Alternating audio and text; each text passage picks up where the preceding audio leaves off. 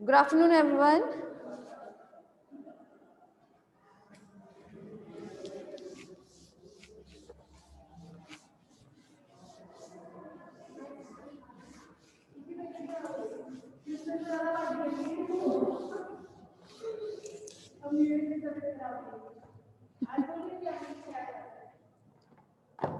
फिलहाल तो ऑनलाइन बैठी हैं, मुश्किल है।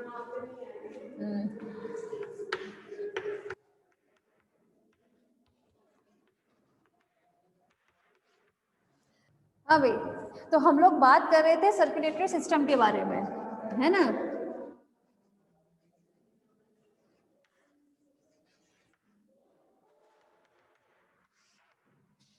सबसे पहले हम लोगों ने बात की थी स्कोलिडॉन के बारे में। अब हम लोगों ने लास्ट टाइम जो डायग्राम बनाया था वो था फ्रॉग का, ठीक है। तो होप सो आप लोगों ने भी उसका स्क्रीनशॉट लिया होगा।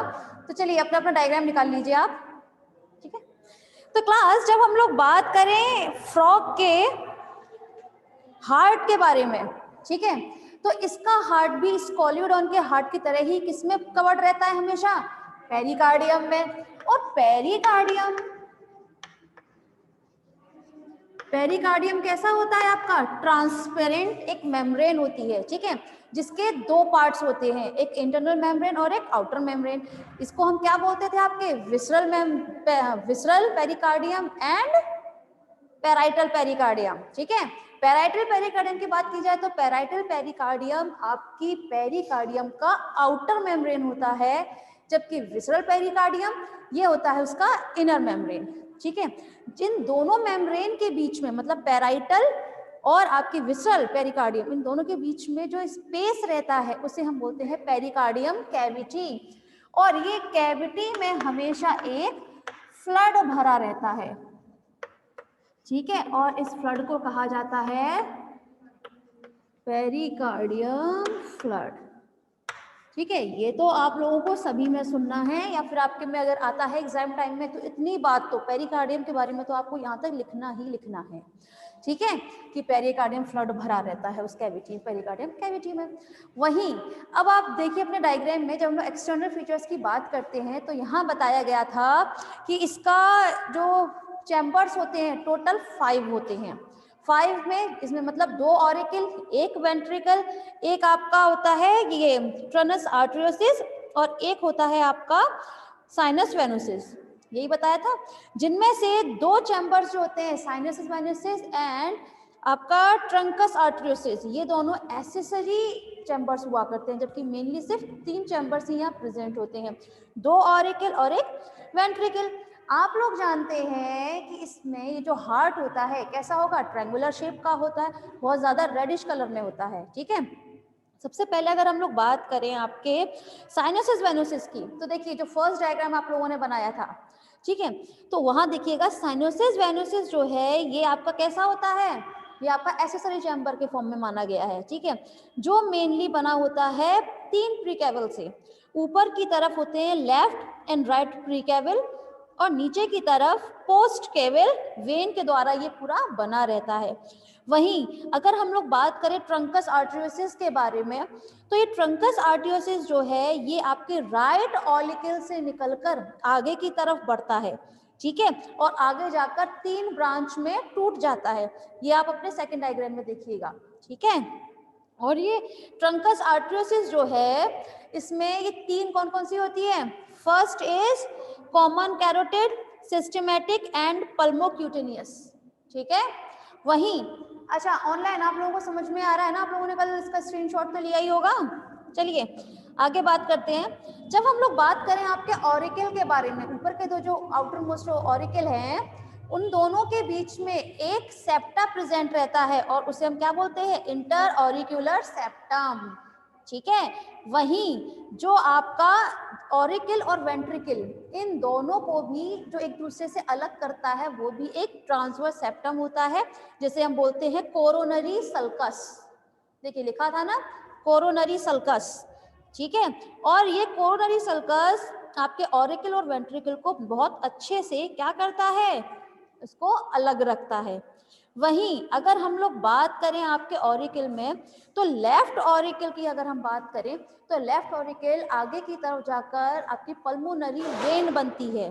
क्या बनती है? पल्मोनरी वेन निकलती है। आपके फर्स्ट डायग्राम में शो हो रहा होगा, ठीक है ना। चलिए अब हम लोग बात कर लेते हैं आपके इंटरनल फीचर्स के बारे में।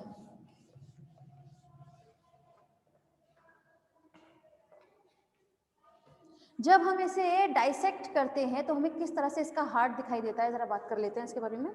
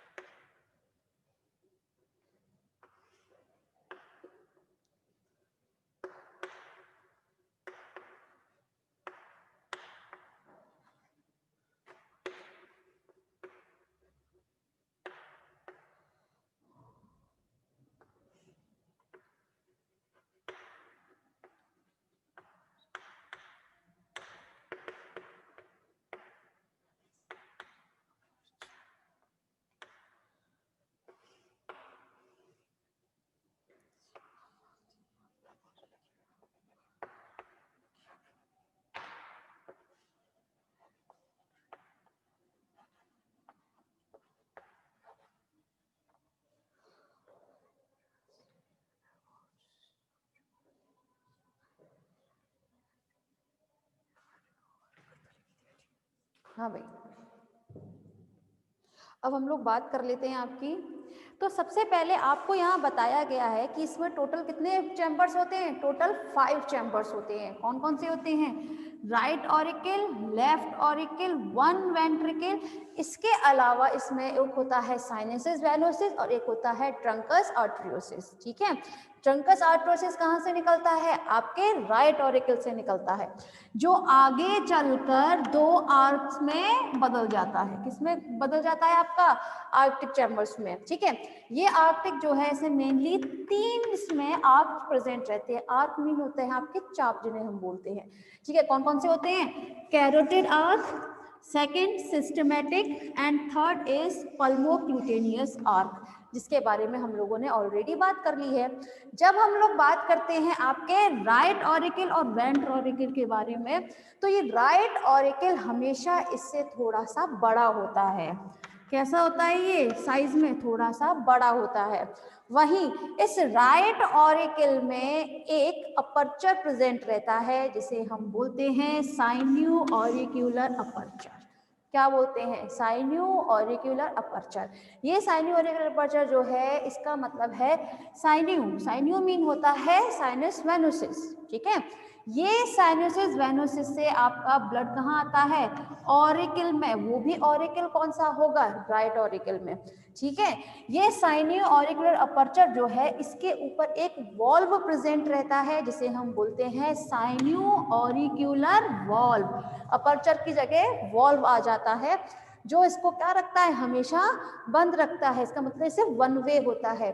साइनसिस वेनोसिस के बाद जैसे ही ब्लड आपका ऑरिकल में आएगा, तो ये रिटर्न होकर आपका साइनस वेनोसिस में ना चला जाए, इसीलिए इसके ऊपर क्या प्रेजेंट रहता है? वॉल्व प्रेजेंट रहता है। वहीं ये दोनों ऑरिकल जो हैं, ये हमेशा एक सेप्टम के थ्रू हमेशा अलग रहते हैं, जिन्हें हम बोलते हैं इंटर ऑरिक्यूलर अपर्चर। क्या बोलते हैं? Interauricular aperture. ये इंटर ऑरिक्यूलर अपर्चर के ऊपर भी एक वॉल्व प्रेजेंट रहता है, जिसे हम बोलते हैं इंटर ऑरिक्यूलर वॉल्व। ठीक है, जिसकी वजह से आपका राइट ऑरिकल लेफ्ट ऑरिकल से हमेशा से डिफरेंशिएट रहता है।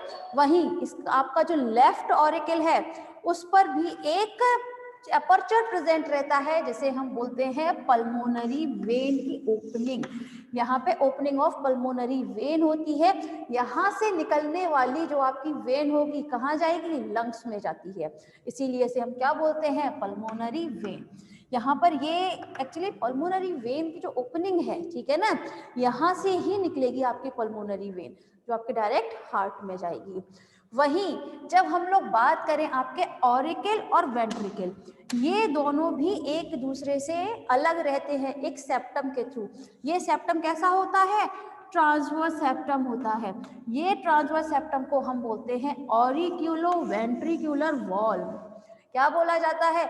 ऑरिक्यूलो वेंट्रिकुलर वॉल्व। इस वॉल्व के अंदर क्या प्रेजेंट होगा? आपका एक अपर्चर प्रेजेंट होता है, जिसकी वजह से ये ब्लड जो है हमेशा ऑरिकल और वेंट्रिकल को थोड़ा सा डिफरेंशिएट रखता है। ठीक है, जब हम लोग बात करें आपकी वेंट्रिकल के बारे में, तो वेंट्रिकल में कुछ आपकी बहुत ऐसी पॉइंटेड लाइक स्ट्रक्चर प्रेजेंट रहता है, जिसे हम बोलते हैं कॉर्डिनल टेंटिनरी। ठीक है, क्या बोलते हैं? कॉर्डी टेंटिनरी। वहीं जब हम लोग बात करें आपके कॉर्डी, ये आप स्ट्रक्चर देख रहे हैं ना, ये पॉइंटेड लाइक स्ट्रक्चर, यही है आपकी कॉर्डी टेंटिनरी। ठीक है, वहीं ये आपका एक्चुअली होता क्या है? जब भी ऑरिकल में कॉन्ट्रैक्शन की प्रोसेस होती है, ठीक है, जैसे ही आपके ऑरिकल में कॉन्ट्रैक्शन की प्रोसेस होगी, तो ये जो आपकी कॉर्डी होती है, ठीक है, इस कॉर्डी पर भी एक प्रेशर बनता है, जिसकी वजह से ये जो कॉर्डी है, ये हमेशा इसमें से ब्लड जो है वेंट्रिकल में आ जाएगा। ठीक है, इसका जो एक वॉल्व प्रेजेंट होता है, वो क्या काम करता है? उसका फंक्शन ये बताया था, वॉल्व हमेशा वन वे माना गया है इसमें, जिसकी वजह से वेंट्रिकल से आपका दोबारा से ब्लड ऑरिकल में ना चला जाए। तो ये कॉर्डी में से आने वाला जो ब्लड होता है, वो हमेशा किसकी वजह से आता है? ये जो ऑरिकल पे जब कॉन्ट्रैक्शन की प्रोसेस होती है, तो ऑब्वियस सी बात है, एक प्रेशर इस पर रिलीज होगा। ठीक है ना, जैसे ही इस पर प्रेशर पड़ता है, वैसे ही आपके ऑरिकल से ब्लड वेंट्रिकल में आ जाता है। वहीं जब हम लोग बात करें आपकी एक यहाँ पर एक वो बताया था ना अपर्चर, जैसे हम बोलते हैं inter auricular aperture. Inter auricular aperture होने के साथ साथ यहाँ पर और भी कुछ आपके अपर्चर पाए जाते हैं जो आपके कहाँ होंगे, लेफ्ट ऑरिकल की तरफ होते हैं, जिन्हें हम बोलते हैं सिनेंजियम या बल्बियस आर्टरियोसिस एंड कोनस आर्टरियोसिस। ठीक है ना, क्या बोला जाता है आपका बल्बियस आर्टरियोसिस एंड कोनस आर्टरियोसिस बोला जाता है, जिनके और भी नाम है सिनेंजियम एंड पाइलेंजियम।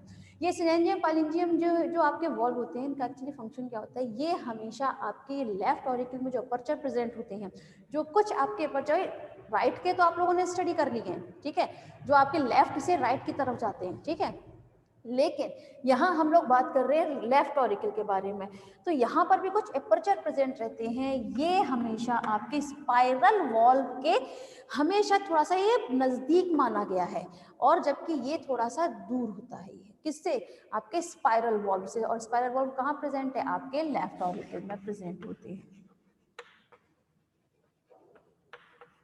ठीक है। वहीं जब हम लोग बात करें आपके सेमीलुनर वॉल्व्स के बारे में, तो इसके बारे में तो हम लोग ऑलरेडी बात कर ही चुके हैं। सेमीलुनर वॉल्व कितने होते हैं, जनरली 3 देखने के लिए मिलते हैं, ठीक है। तो चलिए, होप सो आप लोगों को क्लियर हुआ होगा ये डायग्राम। नाम क्या है, अच्छा चलिए यहाँ, ठीक है, चलिए इसे रफ करते हैं।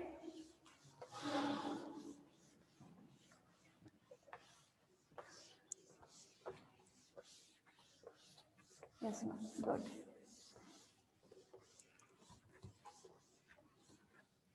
अब हम लोग बात करेंगे आपके नेक्स्ट एनिमल के बारे में। फ्रॉग तो हो चुका है, अब हम बात करेंगे फिजल के बारे में।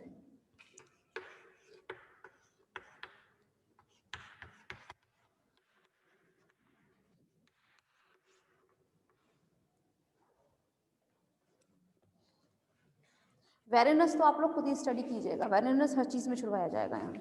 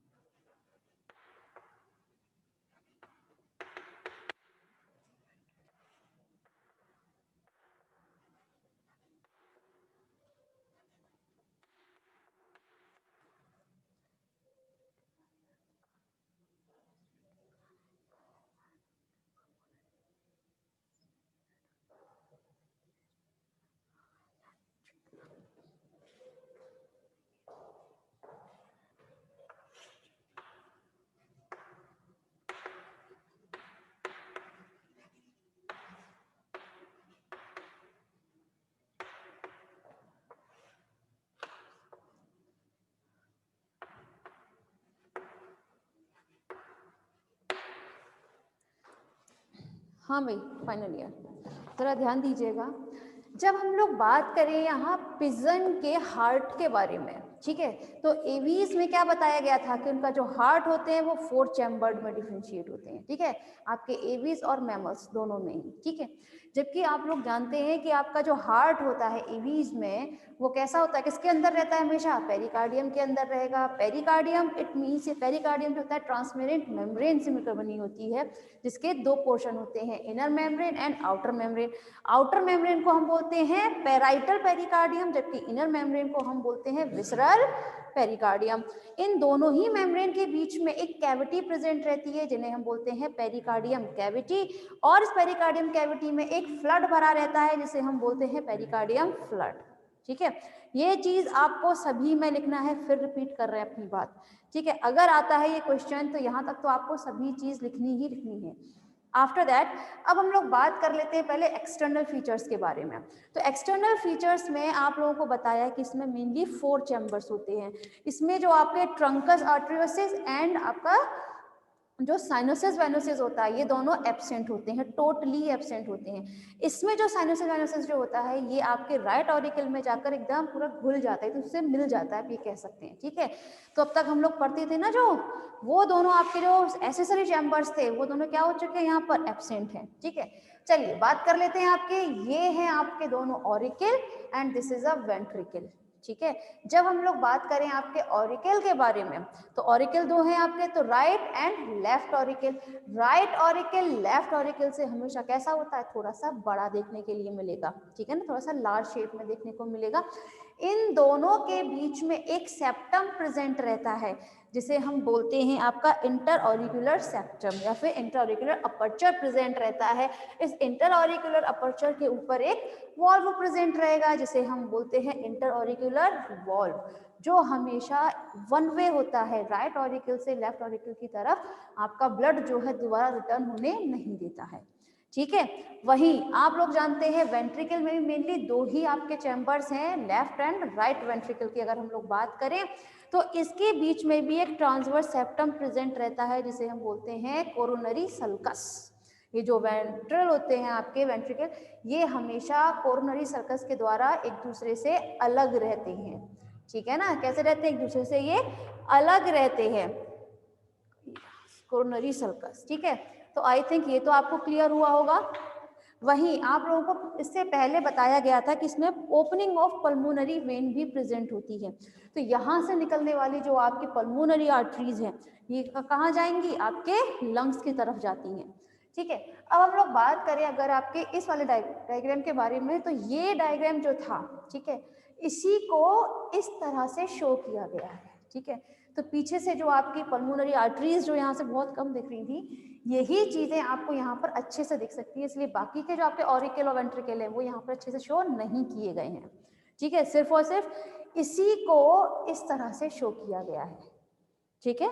बाकी तो एज इट इज ही आप चाहे तो इस डायग्राम को ही मेन डायग्राम मानकर अपना कर सकते हैं काम, ठीक है। चलिए ये बात तो रही आपकी एक्सटर्नल फीचर के बारे में। अब जब हम लोग बात करें आपके इंटरनल फीचर्स के बारे में क्लास, एक्सटर्नल फीचर्स समझ में आए होंगे।